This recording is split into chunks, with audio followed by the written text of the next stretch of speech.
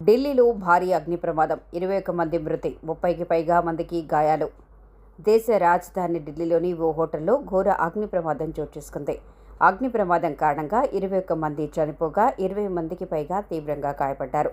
పోలీసులు తెలిపిన వివరాలకు వెళితే, మాల్వియా నగర్లోని హౌస్ రాణి లైన్లో 5 అంతస్తుల భవనం ఉంది.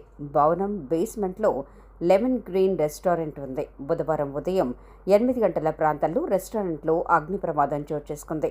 మంటల్లో చిక్కుకొని 21 మంది ప్రాణాలు కోల్పోయారు. 20 మందికి పైగా తీవ్రంగా గాయపడ్డారు. సమాచారం అందుకున్న పోలీసులు, అగ్నిమాపక సిబ్బంది సంఘటనా స్థలానికి చేరుకుని సహాయక చర్యలు చేపట్టారు. ప్రమాదం జరిగిన సమయంలో హోటల్లో 40 మందికి పైగా జనం ఉన్నట్లు తెలుస్తోంది. వీరిలో ఎక్కువ మంది మధ్య ఆసియా, ఆఫ్రికాకు చెందిన వారు ఉన్నట్లు సమాచారం. ప్రమాదం జరగటానికి గల కారణాలు తెలియాల్సి ఉంది. అగ్ని ప్రమాదంపై ప్రధాని మోదీ దిగ్భ్రాంతి. హోటల్లో జరిగిన అగ్ని ప్రమాదంపై ప్రధాని నరేంద్ర మోదీ దిగ్భ్రాంతి వ్యక్తం చేశారు. మృతుల కుటుంబాలకు 2 లక్షల రూపాయల చొప్పున ఎక్స్గ్రేషియా ప్రకటించారు. క్షతగాత్రులకు 50,000 రూపాయల చొప్పున ఇస్తామని తెలిపారు. బాధిత కుటుంబాలకు అండగా ఉంటామని హామీ ఇచ్చారు.